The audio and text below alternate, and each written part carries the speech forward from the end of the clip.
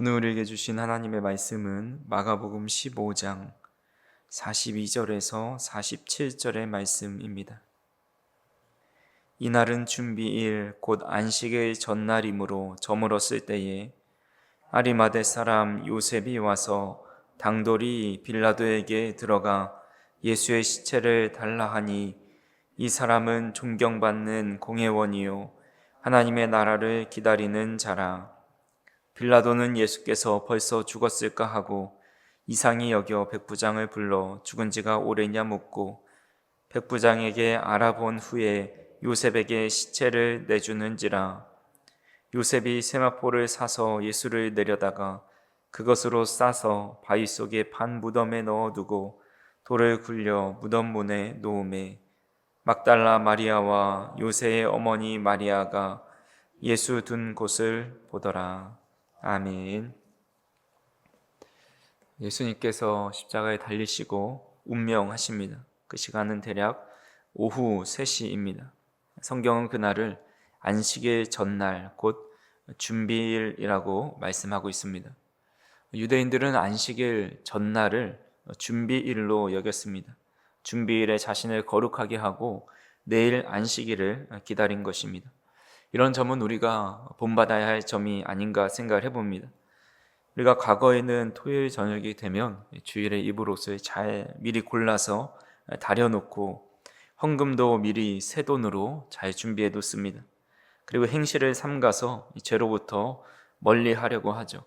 그리고 주일 아침에 일어나서 기대하는 마음으로 또 하나님의 전에 오르게 됩니다. 그러면서 예배를 잘 준비해서 드렸던 기억이 납니다. 하지만 요즘은 금요일 저녁부터 시작되는 주말은 그저 우리가 피곤함을 달래고 또 한 주 동안 하지 못했던 자유를 만끽하다가 다시 피곤한 몸을 이끌고 주일을 맞이할 때가 있는 것 같습니다. 유대인들이 정말 좋은 전통과 자세들을 가지고 있는 점들이 많이 있는데, 그 정신과 모습은 우리가 본받아야 할 점들이 참 많이 있는 것 같습니다. 그래서 저 어린 성도님들도 주님을 맞이하기 전날을 영적인 준비일로 정하고 또 주일을 잘 준비할 수 있기를 간절히 소망합니다. 예수님께서 제9시 우리 시간으로 오후 3시경에 엘리 엘리 라마 사박다니 하시면서 큰 소리로 외치시고 이내 숨을 거두십니다. 근데 유대인들의 율법인 신명기 21장에 보면 나무에 달려 죽은 시체를 밤새 두지 말고 당일에 장사하라라는 규례가 있습니다. 그래서 그리고 그 다음 날이 안식일이기 때문에 안식일이 되면 시체를 만질 수 없기 때문에, 또한 장사를 지낼 수 없기 때문에 그 전에 이제 예수님의 시체를 내려야 했습니다. 그때 아리마대 사람 요셉이라는 사람이 예수의 시체를 달라고 빌라도에게 요구합니다. 오늘 본문 43절에 보면 아리마대 사람 요셉이 와서 당돌이 빌라도에게 들어가 예수의 시체를 달라 하니, 이 사람은 존경받는 공회원이요 하나님의 나라를 기다리는 자라라고 말씀하고 있습니다. 아리마대 사람 요셉은 전에 예수님을 만난 기록이 성경에 따로 기록되어 있지 않습니다. 어떤 기적을 체험한 인물도 아닙니다. 그런데 그가 예수님의 시체를 달라고 합니다. 더군다나 그의 위치는 공회원이었고 사내들인 공회원이었고 존경받는 이었다라고 기록하고 있습니다. 여기서 공회원은 사내들인 공회 의원을 의미하는데, 예수님 당시에 이 의원들은 유대인들 사이에 가장 힘이 있는 그런 종교 기관이었습니다. 그 권위는 그들 사이에서 최고로 여겨졌고, 그들은 명예와 권력과 부를 다 가지고 있는 사람들입니다. 예수님을 신성모독이라는 죄를 뒤집어 씌우고 빌라도에게 데려가 사형 판결을 내려달라고 주도했던 사내들인 공회의 의원이 예수님의 시체를 요구하고 또 그를 장사 지낸다는 것은 그 기간의 방향과 완전히 충돌되는 행위라 할 수가 있습니다. 예수님께서 붙잡히셨을 당시에 예수님의 제자들은 다 뿔뿔이 흩어졌습니다. 그 이유는 그 도당이라는 것이 밝혀지면 그들의 목숨도 보장받을 수 없기 때문입니다. 그런 분위기 속에서 요셉은 예수님의 시체를 받아서 정성스럽게 장사를 지냅니다.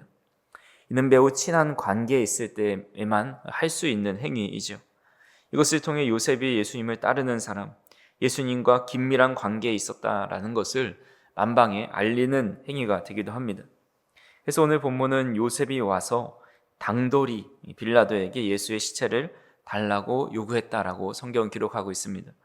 여기서 당돌이라는 말을 원문으로 보면 무서워하지 않다라는 것입니다. 아리마대 사람 요셉이 두려워하지 않고 당돌하게 예수님의 시체를 달라고 할 때에 전혀 눈치를 보지 않고 그의 믿음과 소신대로 행동했다라는 겁니다. 그는 예수님의 시체를 장사함에 따라서 사내들인 공의에서 파문당할 수도 있고 매질을 당할 수도, 심하면 예수님과 같은 판결을 받을 수도 있었습니다. 하지만 그는 그런 것들을 무서워하지 않고 당돌이 예수님의 시신을 받아 장사합니다. 그는 어떻게 그렇게까지 할 수 있었던 것일까요? 오늘 본문에 보니까 그를 하나님의 나라를 기다리는 자다라고 말씀하고 있습니다. 하나님의 나라를 기다리는 자라는 말은 메시아 대망 사상을 가지고 있었던 사람이라는 겁니다. 예수님을 고대하고 기다렸던 사람 요셉은 메시아가 오기를 지극히 기다렸지만 예수님이 본래는 메시아인 줄 알아보지 못했습니다. 며칠 전에 예수님께서 사내들인 공회에서 신문을 받으실 때에 아무도 예수님을 변호해 주지 않았습니다. 하지만 예수님께서 죽으시면서 이 휘장이 갈라졌을 때에 백부장이 예수님을 하나님의 아들로 고백하죠. 아마 요셉도 이때를 계기로 예수님이 하나님의 참 아들임을 깨닫게 되었을 것입니다. 그토록 그가 고대하고 기다리던 메시아가 이제 자신의 눈앞에서 죽게 되었으니 큰 충격을 받게 되었을 것이고, 그때로부터 자신의 삶이 정말 이제는 하나님을 위해서 살아야겠다라는 믿음을 갖게 되었을 것입니다. 그래서 아무것도 두려워하지 않고 예수님을 정성스럽게 장사하는 그런 믿음을 소유하게 된 것입니다. 예수님을 참 하나님의 아들이요 구원자로 믿는 사람은 당돌한 믿음을 가지고 있습니다. 예수님으로 인해 모욕을 당하고 어려움을 당하고 자신의 지위와 재산이 사라진다 해도 주님을 위해 살기로 결단하게 됩니다. 베드로와 요한도 예수님을 십자가 지실 때에 도망쳤던 사람이지만 성령을 통해서 예수님이 참 구원자이심을 온몸으로 믿어지게 되었을 때에 공회의 협박 앞에서도 우리가 하나님의 말을 들으랴 사람의 말을 들으랴 하면서 고난을 두려워하지 않고 믿음의 길을 선택하는 것을 보게 됩니다. 우리도 예수님을 참 구주요 나의 하나님으로 믿고 있다면 예수님을 위해서라면 어떤 것도 두려워하지 않는 그런 당돌한 믿음을 다 가질 수 있는 저희 성도님들이 되기를 간절히 소망합니다. 두 번째로 살펴볼 것은 이 아리마대 사람 요셉은 또한 당돌한 믿음뿐만 아니라 순수한 믿음을 가지고 있다는 것을 보게 됩니다. 예수님 생전 동안에 예수님을 따라다닌 사람들은 매우 많이 있었습니다. 요즘에 아이돌 콘서트 한다고 몇만 명이 쫓아다니면서 그 콘서트장에 들어가 있지만 예수님 시대에 그렇게 많은 사람들이 한 명을 바라보며 쫓아다니는 것은 매우 놀라운 일입니다. 수천 명의 남성들, 특히 오병이어 사건 때만 해도 5천 명의 남성들이 주님을 따랐고 여성과 아이까지 다 하면 10,000명이 넘는 사람들이 주님을 따라다닌 것입니다. 근데 성경은 그 이유를 그들이 떡을 먹고 배부른 까닭이다 라고 말씀하고 또는 표적과 기적을 보았기 때문이다 라고 말씀하고 있습니다. 그러니까 예수님을 찾았던 사람들은 예수님께서 베풀어 주신 기적과 이적을 바라면서 따랐던 사람들이 많이 있다는 겁니다. 병을 치유받고 또 굶주림에서 노임받고 억압으로부터 자유함을 얻고 삶의 형편이 나아질 것이다 라는 기대를 가지고 예수님께 찾아오게 됩니다.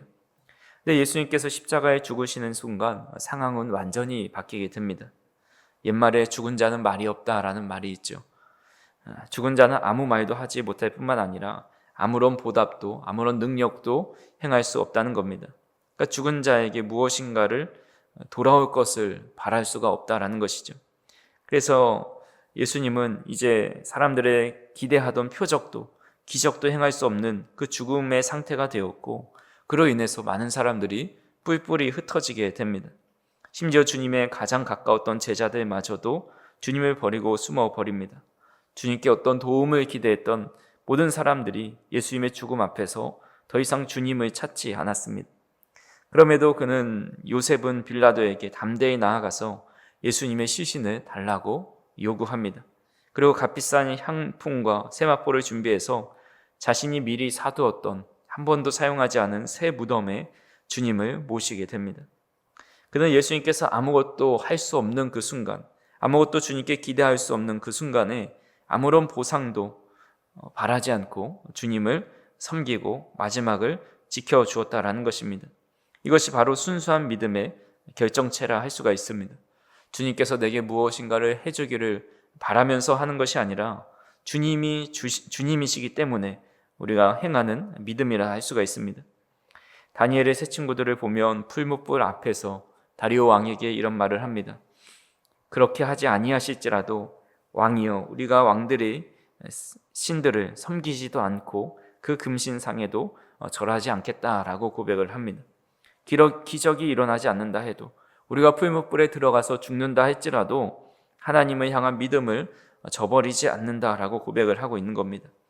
이것은 하나님이 행하시는 기적을 바라보고 쫓는 믿음이 아니라 하나님 자체를 믿는 믿음이라 할 수가 있습니다.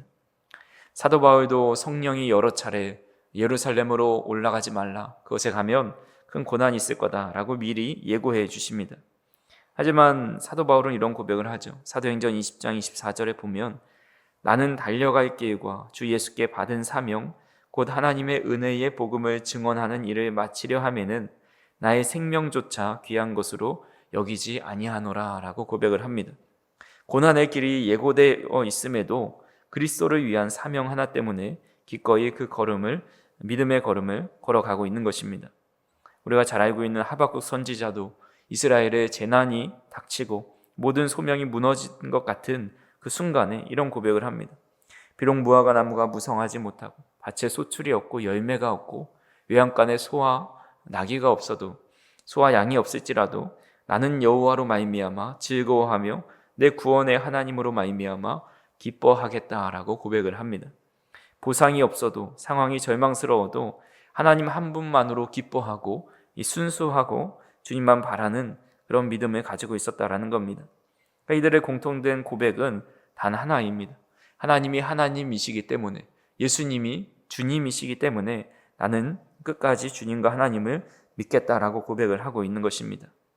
결과가 아니라 하나님과의 관계, 또 기적이 아니어도 주님, 또 하나님 그 자신 자체, 보상이 아니라 주님의 존재를 붙드는 믿음이라 할 수가 있습니다.